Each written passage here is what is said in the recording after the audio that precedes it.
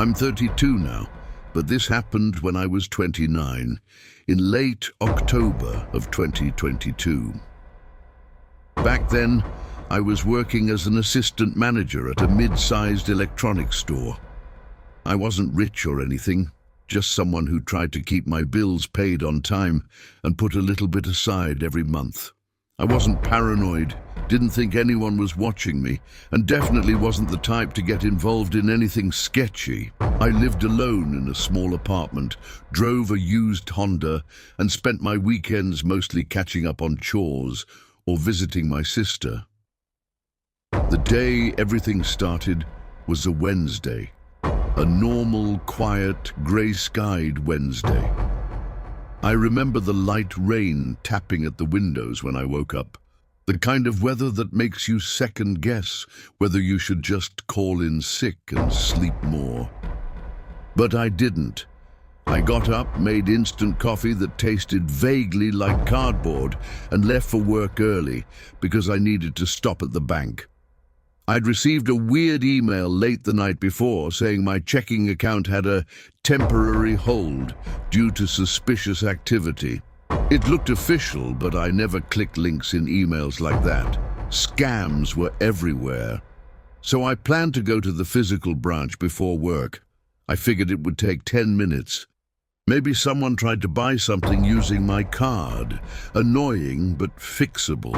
What I didn't know then, what I couldn't have known, was that the email wasn't the real problem.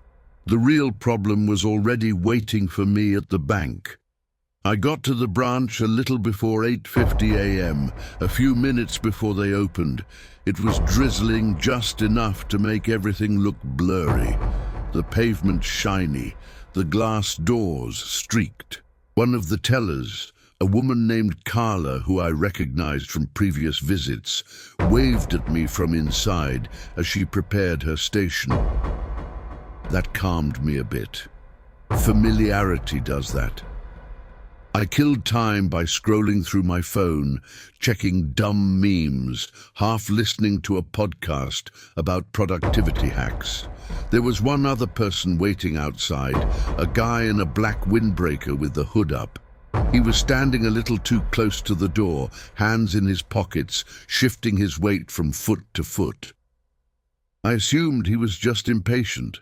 Maybe he needed cashier's checks, or he was late for work. At exactly 9 a.m., the automatic locks clicked open. The guy rushed in first. I went in behind him. The warm, printer-toner smell of the bank hit me immediately. Everything looked normal. Fluorescent lights, fake plants, the low hum of computers booting up. Carla waved me over as soon as I approached. "Morning, how can I help?" "I just got this weird email about a hold on my account," I said, pulling up the screenshot. "I didn't click anything. I just want to make sure everything's okay." She took my ID, typed a bit, frowned, typed more. "That's odd," she murmured. "What's odd?" I asked, trying to sound casual. She hesitated, just a second too long, then said, "Looks like there is a hold, but it doesn't say why." Before I could ask more, her eyes flickered toward the man in the windbreaker. He was standing by the deposit slips, not filling anything out, just watching. Carla's expression tightened as she glanced at him, then back at her screen. "Let me check with my manager," she said. "It might be a system error." While she stepped into the small glass office toward the back, I pretended to browse my phone. But I kept feeling observed. Not dramatically, not like in a movie where someone's breathing down your neck. It was more subtle. Like every time I shifted my gaze, the man in the windbreaker adjusted his posture too. When I looked up, he was pretending to read a brochure about mortgages. His hood was still up even though the bank was warm, almost stuffy. I could see just enough of his face to notice sharp cheekbones and what looked like stubble along his jaw. Something about his stillness bothered me. He wasn't filling anything out, wasn't asking for help, wasn't carrying any documents. He was just there. Carla came back a couple of minutes later, and I could tell she was trying to smile but failing. "Okay," she said quietly, leaning slightly forward. "We need a little more time to fix this. Could you take a seat?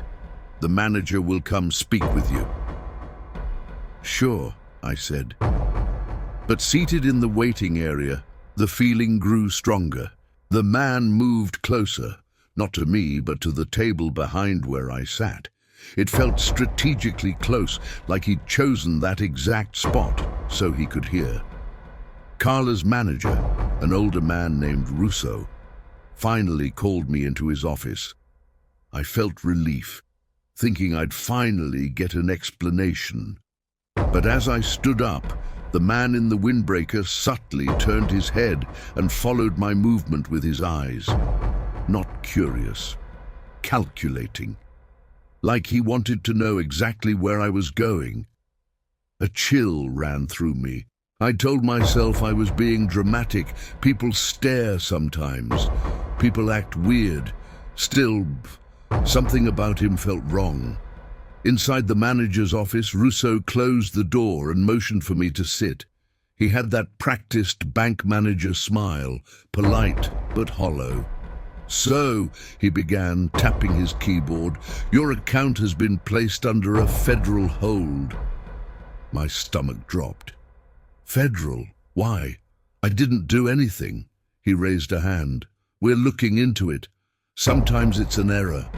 But I'm afraid we can't release any funds until the hold is cleared. I can't access anything. I have bills due. I need to buy groceries." "I understand," he said, though his tone suggested he really didn't. "We've reached out to the agency listed in the notice, but we haven't received information yet." "What agency?" He hesitated. "It just says, pending investigation." I felt heat rising in my face. "Investigation for what?" Before he could answer, a shadow moved across the frosted strip on the office door. Someone standing just outside. Russo noticed it too. He glanced at the door, then back at me. "Do you know anyone who might have reported suspicious activity on your behalf?" he asked. "No," I said. "Who would—" A soft tap. Just one. At the door. Russo frowned. "One moment." He opened it slightly and spoke to someone outside in a low voice I couldn't hear. But I did see who he was talking to, the man in the windbreaker. He was closer than I'd realized, standing right at the door. Russo shut it again, too quickly, and forced another smile. "We'll need just a little longer. Please return to the lobby and wait for a phone call from us later today." "That's it?" I asked. He nodded. "For now." Leaving the office, I could feel the man's gaze burning into me again. He wasn't pretending this time. I walked toward the exit, trying not to look back, but I felt him behind me. Not touching, not talking, but close. Too close. As I stepped outside into the drizzling air, I heard footsteps match mine. When I reached my car and unlocked it, he finally spoke. "Your account's frozen, huh?" I froze with the car door half open. "Sorry. Do I know you?" He pulled down his hood.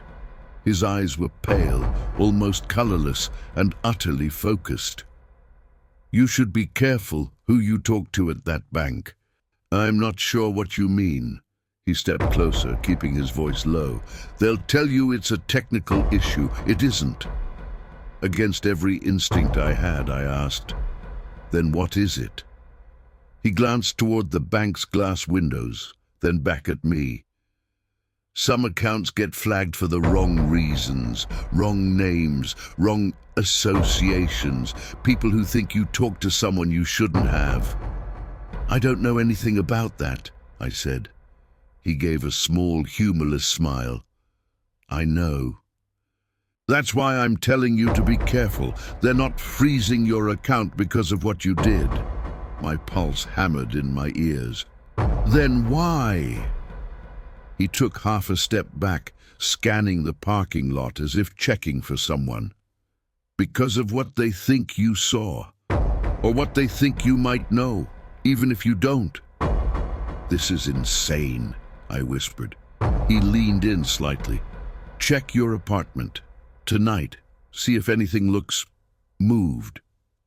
My mouth went dry. Why would... He cut me off. Just pay attention. And don't answer unknown numbers. Then, without another word, he walked away, fast, hood up again, disappearing around the corner of the building. I sat in my car, shaking, wondering if I'd just been threatened or warned. I wasn't sure which was worse. I never got the call from the bank that day, or the next. I tried calling them, but every employee gave me some version of, "We're working on it." Meanwhile, I couldn't use my debit card, couldn't access my savings, couldn't pay rent. That night, I checked my apartment like the man said. Drawers looked slightly off. A picture frame was crooked. My desk chair felt like it had been moved a few inches. Nothing dramatic, nothing that proved anything, but enough to make my skin crawl. I filed a police report, but the officer shrugged. Probably someone fishing for personal info. Scare tactics. Happens a lot. My account stayed frozen for 12 days. On the 13th morning, everything suddenly worked again. No explanation. No apology. The man in the windbreaker, I never saw him again. But the paranoia stayed. It's been almost 3 years now. I changed banks. I changed apartments. I've convinced myself it was all a misunderstanding, that maybe the guy was just some unhinged conspiracy nut who saw an opportunity to spook me. But sometimes, before I fall asleep, I think about what he said. About people watching for things I might know. And every few months, my phone lights up with a call from unknown. I never answer, but they always let it ring long enough to make sure I hear it.